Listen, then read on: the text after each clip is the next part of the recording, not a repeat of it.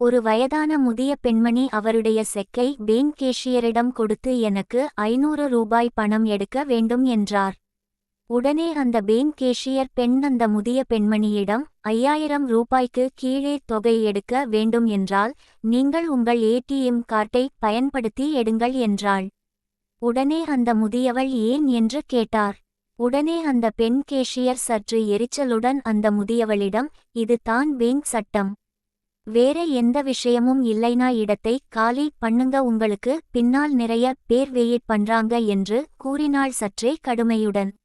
அந்த முதிய பெண்மணி இப்பொழுது அமைதியாக நின்றார். அவர் தனது செக்கை மீண்டும் அந்த கேஷியர் பெண்ணிடம் கொடுத்து, தயவு செய்து என் அக்கவுண்டில் உள்ள பணம் முழுவதும் எனக்கு திரும்ப கொடுத்து விடுங்கள் என்றார். அந்த கேஷியர் பெண் அந்த முதியவர் அக்கவுண்டில் உள்ள பண நிலுவையை பார்த்த பொழுது அதிர்ச்சியானாள். அவள் தனது தலையை ஆட்டிக்கொண்டு அந்த முதியவளிடம், என்னை மன்னித்துக் கொள்ளுங்கள் பாட்டி, உங்கள் கணக்கில் 3.5 கோடி ரூபாய் உள்ளது, எங்கள் வங்கியில் இப்பொழுது அவ்வளவு பணம் இல்லை.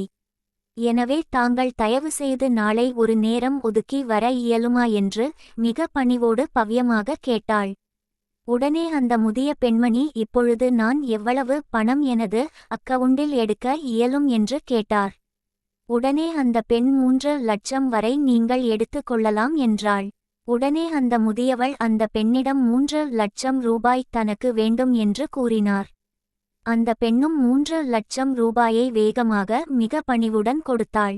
அந்த முதியவள் இப்பொழுது 500 ரூபாயை அவளது கைப்பையில் வைத்துவிட்டு மீதம் இருந்த 2,99,500 ரூபாயை மீண்டும் அவளது அக்கவுண்டில் டெபாசிட் செய்ய சொன்னார். அந்த கேஷியர் பெண் இப்பொழுது வாயடைத்து நின்றாள். சட்டங்கள் தளர்க்கப்படாதவையாக இருந்தாலும் நாம் மனிதர்கள் சில சூழ்நிலைக்கு ஏற்ப அனுசரித்து போகலாம். ஒருவருடைய தோற்றத்தையோ உடையையோ வைத்து ஒருவரை எடை போடக்கூடாது. மாறாக அனைவரையும் மரியாதையாக நடத்த வேண்டும். ஒரு அட்டை படத்தை வைத்து அந்த புத்தகத்தை கணிக்க கூடாது. இந்த மாதிரி வீடியோஸ்க்கு சேனலை சப்ஸ்கிரைப் செய்யவும். நன்றி.